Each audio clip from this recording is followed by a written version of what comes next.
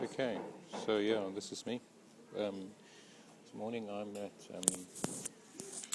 a coffee shop in Fishhook, which is possibly my least favorite. And one of the reasons I can tell if it's my least favorite is I have a look around and see if any of the stuff, prices, selection of food, types of people um, appeals to me on a very, very personal level. So I persist. I get in to the coffee space for at least an hour every morning, and I bring work here, and then try and combine work and pleasure, I suppose. And hopefully, work can lead to work. I want to get into the space where I can bring services into the cafe space, and at the moment, I've got a bunch of products that is slowly making its way back into the coffee space. But for those of you that know me, will know that today is not quite about product, but about process. So I'm going to do the following. I'm going to, on a Monday, I normally spend at least an hour um, with 2 sheets of blank paper. And on the blank paper, I try to plan what I think my day, what my week is to look like. So the rule is before I make a call, I first jot down who I'm calling and what about and what I want to get out of it. And it's a kind of a knockdown of 7 habits of highly effective people. So I've adapted some of it. The planning part, planning up ahead of the week. Monday is critical because I find that Monday is, I block it out. It's a bit of a Sabbath where regardless of how busy I want to be or have to be, I put it into my diary. But without this planning, the week always seems to get wobbly quite soon. It helps me to be ahead of the coming week, as well as review the week that was. So I'm using this video format so that I can bring you guys into the process, into one aspect of the process. So I'm going to see if I can, I do have a picture actually, and I'm going to refer to the picture. I'm going to bring it into the edit, but right in the middle of the circle is Benson, and then all the main strands, it's all the spokes that's coming out of this process, whose name I can't remember now. First strong stroke is community, then another strong stroke is the income generation of domestic chili and the icing project. Another strong stroke would be mind map, that's what we're doing. Okay, another strong stroke is coffee work, and then farming, and then the substrokes that come off each one of them. And it just goes absolutely crazy. I'm just going to touch on the storytelling. Is quite a big stroke that's coming out there. And then I'm just going to touch on some of the words that pops out, which probably describes me by what I do. And that is bridge building. So I find myself being very lucky to have another language that I speak and immerse in another culture and other languages that I want to speak, I suppose, and other cultures that I'm fascinated by. So I'm essentially quite a diverse person, and finding that diversity is an impulse, it's a driver.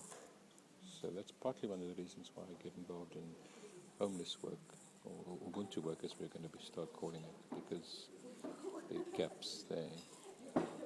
So I find myself bridging quite a few places, standing in a gap as it were, and enjoy doing that.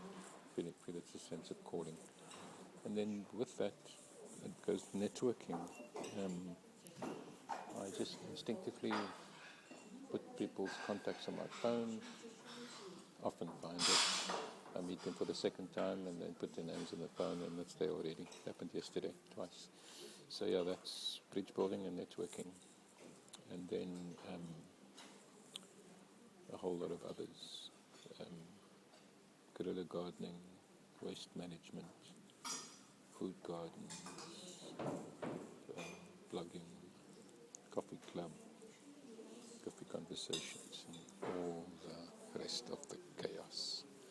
So these things are actually almost, these systems we're pulling away from each other. And from a permaculture perspective, let me just stop there and say to you that three important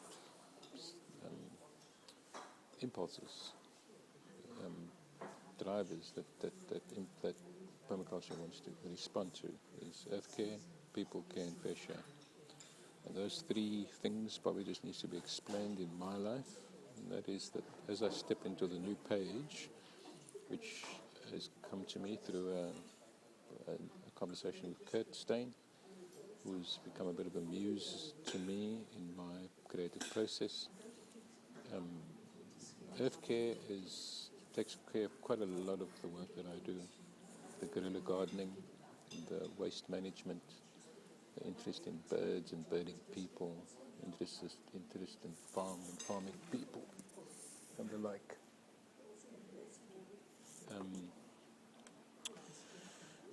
That's earth. And then people, I think it's a godly thing to find myself to called to comfort God's people. I find that the impulse is getting weaker and weaker as the older I get. But COVID has made me step up again, wanting to work in that space. Fair share. There's two words that come to mind, and I want to explore more. The first is fair trade. So I want to know the source of my coffee. And if anybody wants to know the source of their coffee, then stick around. Because we're going to try and map that as best we can. And then fair exchange. So fair exchange is a bit of a disappointing process at the moment because I've often left it to the individual to cost my interventions, and my last one I came away slightly disappointed, so I'm going to have to benchmark the fair share exchange, either part cash, part fair share for fair exchange, or come up with a baseline in terms of money. So there's the end of that process, the chaos, and so hopefully at this point in time I'll introduce the simple steps now, bullet points, that one of the things that Benson does for money is food. And under food, there are two outfits that coexist, and a few processes as well.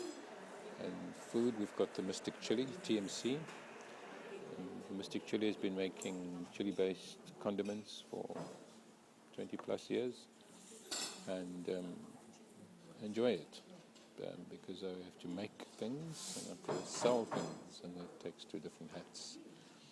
And I will in this video at some point as well do a bit of a product list so you know where to find the stuff. Okay, so coriander chili chutney, harissa spice-based, chili mustard, salad dressings, and then the icing project would be custom cookies and salted seed brittle, and that sort of thing, mainly for the cafe space. The next number on the list is, I'm going to combine 2 and 3, 2 and 4, and I'm going to call it Ubuntu work, because I think that's working with people. particularly interested in making videos of unseen, invisible people, giving them voice and giving them space. And I'm hoping to embark on some partnerships here by doing some art and doing some cafe work, some exhibitions, and currently looking for an easel for Melvin, who used to live at the library. I think he lives next to the library now, thanks to the DA. And yeah, so Melvin is an artist. I'm going to see if I can include Melvin's a pic of Melvin's work in this thing that's just going on way too long.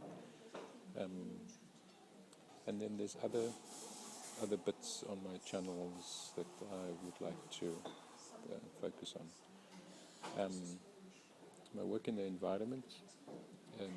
There's two things that's coming to mind lately, and I don't enjoy gardening as much as I enjoy having other people garden with me. So whether they locate their own role, or whether they join the team, or whether they just start planting a verge garden, that's where I'm at. So there are two gardens done by one person on Komiki Road, and I've taken pictures and would like to tell the story visually.